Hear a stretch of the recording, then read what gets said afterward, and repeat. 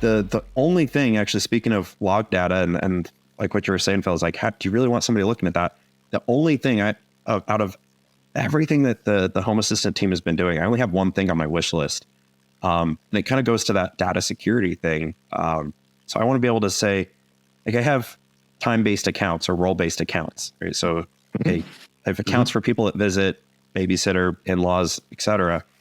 And they only work once they're actually at the home on the Wi-Fi, and then the account gets turned on, and they're only able to see certain dashboards, right? But what I can't restrict, as far as I'm aware, is they can still see the log data, they can still see history, they can still see everything else of the other users. So I wish there was a way that I could say users only see dashboards instead of still seeing some of those other things on the side. So there is an RBAC function of Home Assistant, but it's only for like the dashboards. It's not for actually protecting the data. And there are some things like, I don't want my guests to know what is my current phone state. I don't want my guests to know some of that data, right? And so that's been the only hesitation there of really going forward with access to others that come to the house and giving them their account, because they still can look through the log data if they chose to. That's a good thought, actually. I'm sure there's ways you can like hack around that. So either build that same kind of dashboard outside of really Home Assistant, or do like there's a ton of like CSS mods and stuff like that you can do. Like I've seen a lot of people do for tablets and stuff like that too, right? Or like user interfaces that are public. So you can do things like that to just not even just show those options. But that's not to say that they can't just go to like whatever, homeassistant.local / blah, blah, blah, blah, blah, right? Like you can't figure out that to your point, like that kind of a user should just not have access to that. I think that's an interesting facet right there. Yeah. Yeah. Especially because, so I played with the idea of, okay, well, what if I just have the tablet on the wall, that's in full screen mode all the time, and there's the dashboard.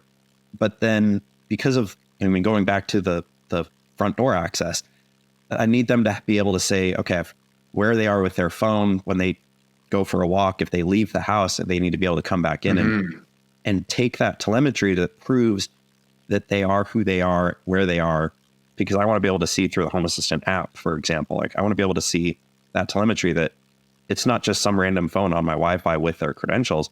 I actually want to see the GPS coordinates as well before they get access to the house. And so, but then, the downside of that is I can't force them into full screen mode all the time on their phone, right? So that's the trade-off right now.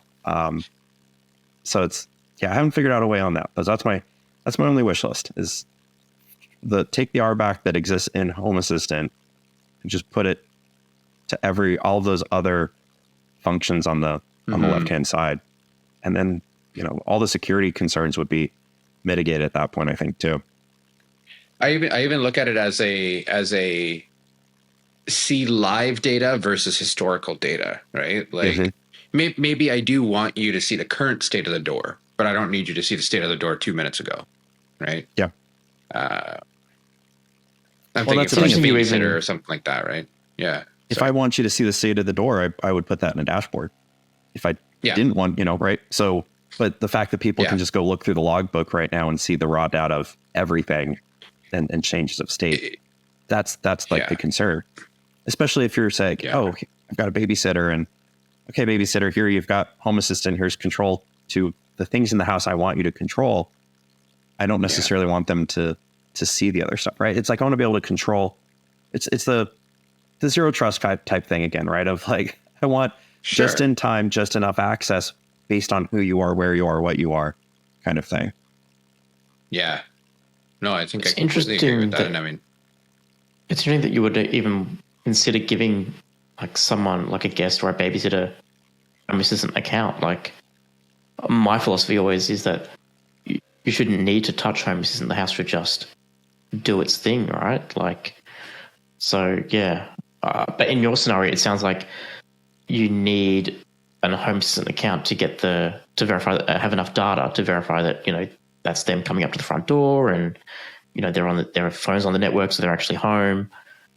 It's an interesting way and to I think about agree it. with that. Like for the house to operate, the house operates without the interaction. But there's other things because of the fact that I can plug all of these other things into Home Assistant.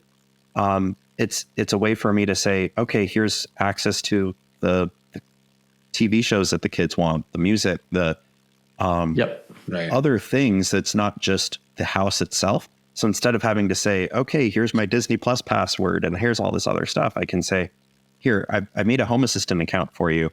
This is everything that you might need to control in the house at any time. And, here's an SOS button as well. Like hit the SOS button and it pings us. It says, hey, the babysitter needs us, whatever. Like those are the kinds of things that why being able to give it on their phone is such a nice way to do it. Because it's a way to communicate those essentially based on their role, right? And that babysitter profile is very different than what my in-laws might see if they're watching the kids. They might get more access, right? But it's because I can plug in all of my other accounts into this and truly be that vendor neutral one-stop shop that makes it so powerful for everything and other users. And the fact that I can say, okay, as soon as that person leaves the house, their account is disabled. Like I don't have to worry about them coming and manipulating stuff. I can say, and that's actually where the calendar function was so nice too. Because I can say, hey, so-and-so is scheduled to be at the house during this time. If they're on the Wi-Fi during the scheduled time, enable their account and they can come on in. If they show up to the house unannounced, they're not going to get their account enabled because they're not on the calendar, right? So it's all of those things coming together. Now do it in reverse. I'm the babysitter and you want me to install an app that has a location 24 hours a day pushed up to the cloud. Would you feel comfortable if someone said that to you though? Like it seems. Well, so that's kind of the thing of the account disablement, right? And it doesn't even have to be the app, right? You could just do the web browser thing and say local access only. But that's the thing is that you could actually have that granular discussion and say there's telemetry I want on some people, telemetry I don't want on others. So the babysitter probably don't necessarily need the GPS coordinates on them. But I could still give them an account and say, here's access to the entire music library and video library and everything else. Have at it.